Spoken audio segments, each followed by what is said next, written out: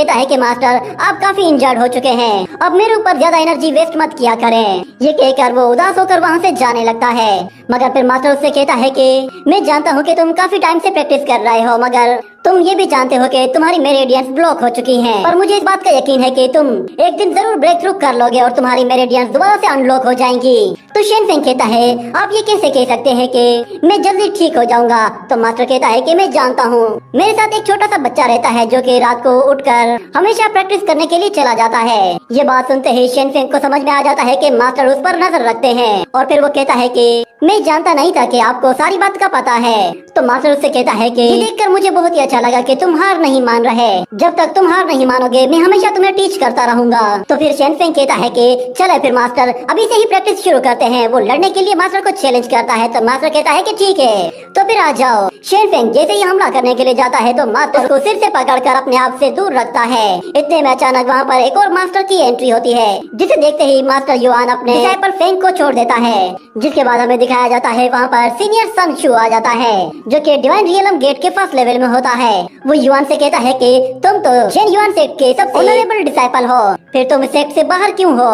तो युआन कहता है कि मैं आप कोई ऑनरेबल डिसाइपल नहीं हूँ, और क्या मैं जान सकता हूँ कि आप यहाँ पे मेरे पास क्यों आए हैं? तो सीनियर कहता है कि मुझे कुछ टास्क मिले हुए हैं जिनकी वजह से मुझे सेक्ट से बाहर जाना पड़ रहा है। अगर तुम्हारे पास कोई फ्री टाइम हो तो फिर मुझे बता दो, मैं तुम्हें छोटा सा काम देना चाहता हूँ। असल में हमारे सेक्ट का फर्श बहुत ही ज्यादा गंदा हो गया है, वहाँ पे हर जगह कचरा ही कचरा है। अगर तुम स्वीपिंग की जॉब करना चाहो तो मेरे पास तुम्हारे लिए बहुत ही अच्छी ऑफर है। वैसे भी तुम जानते हो कि सेक्ट के बाहर तुम्हारी कोई भी वैल्यू नहीं है, अगर सेक्ट के अंदर तुम चाहे कोई स्वीपर बनकर रहोगे तब भी तुम्हारी थोड़ी बहुत वैल्यू होगी, क्योंकि हमारा सेक्ट बेकार लोगों को खाना नहीं खिलाता। ये सुनकर शेन फेंग गुस्से में कहता है कि मेरा मास्टर कोई बेकार नहीं है। तो सीनियर शू कहता है कि मैं जानता हूँ कि तुम्हारी मेरिडियंस डिस्ट्रॉय हो चुकी है। मेरिडियंस डिस्ट्रॉय होने के बाद मैं तुम्हें बेकार कल्टीवेटर ना कहूँ तो फिर क्या कहूँ? तुम अपनी पावर्स के बगैर एल्डर नहीं बन सकते। तो युवान उसे समझाते हुए कहता है कि एल्डर, लगता है कि शायद आपने मेरी बात को गलत समझ लिया है। मैंने कभी भी एल्डर नहीं बनना चाहा, ना ही मुझे ये पोजीशन पसंद है। तो सनशु कहता है कि मैं जानता हूँ तुम्हारे जैसा बेकार आदमी ऐसी पोजीशन का तो सोच भी नहीं सकता। ये बात सुनते ही शेन फेंग को गुस्सा आता है और वो कहता है कि मेरे टीचर को बेकार मत कहो। वो जाते ही उसके पैरों से लिपट जाता है, उसकी टांग पर काटने की कोशिश करता है, जिस पर सनशु को गुस्सा आ जाता है और वो उसे मारने की कोशिश करता है। मगर इतने में अचानक युवान फौरन से अपनी एनर्जी से उसे खींच लेता है। जिसके बाद शेन फेंग कहता है कि मास्टर आपकी इंजरीज ठीक तो है ना?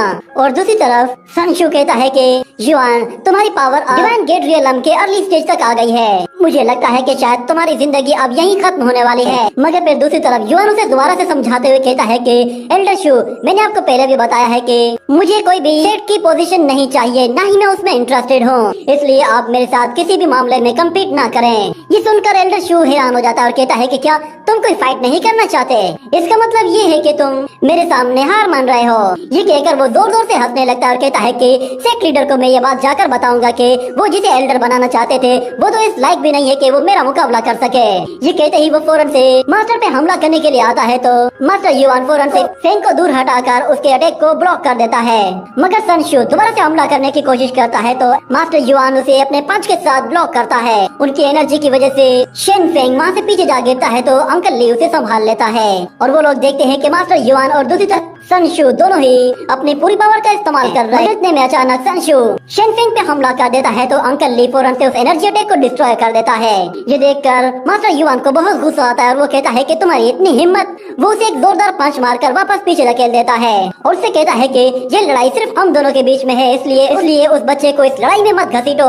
तो वो मास्टर कहता है कि मेरे पंच को ये नजर नहीं आता कि उसके सामने कौन है, मगर जो भी उसके सामने होता है वो उसे डिस्ट्रॉय कर देता है। ये कहते ही वो फौरन से ग्रीन वुड हैंड टेक्निक को यूज करता है। तो दूसरी तरफ मास्टर युवान अपनी डिवाइन रियलम गेट पावर को और भी ज्यादा बढ़ा देता है। ये देखकर सनशु कहता है कि ये कैसे हो सकता है? तुम अपनी डिवाइन गेट रियलम पावर को अभी भी यूज कर रहे हो, ये कैसे हो सकता है? तुम्हारी मेरिडियंस तो डिस्ट्रॉय हो चुकी थी। तो मास्टर युवान कहता है कि सीनियर हार मान ले वरना बहुत बुरा होगा। मगर सनशु कहता है कि तुम एक बेकार कल्टीवेटर हो हो, तुम डिवाइन गेट रियलम को कैसे यूज कर सकते हो। ये कहने के बाद वो फौरन से युआन पे हमला करने के लिए जाता है तो उस तरफ से मास्टर युआन अपना एक पावरफुल एनर्जी अटैक करते हैं। सनशू उसे रोकने की पूरी कोशिश करता है मगर नहीं रोक पाता और इंजर्ड होकर वहाँ से दूर जा गिरता है। ये देखकर शेनफेंग भी बहुत खुश होता है और कहता है कि मेरे मास्टर तो सच में बहुत ही अमेजिंग है। और दूसरी तरफ सनशू कहता है कि सच में तुम्हारी ग्रीनवुड टेक्निक बहुत ही लाजवाब है। ये कहने के बाद वो अपना जे टोकन उसकी तरफ थ्रो करता है, जिस पर मास्टर युआन से कहता है कि अपना ख्याल रखिएगा। मगर सनशू कहता है कि ख्याल तो तुम्हें अपना रखना चाहिए।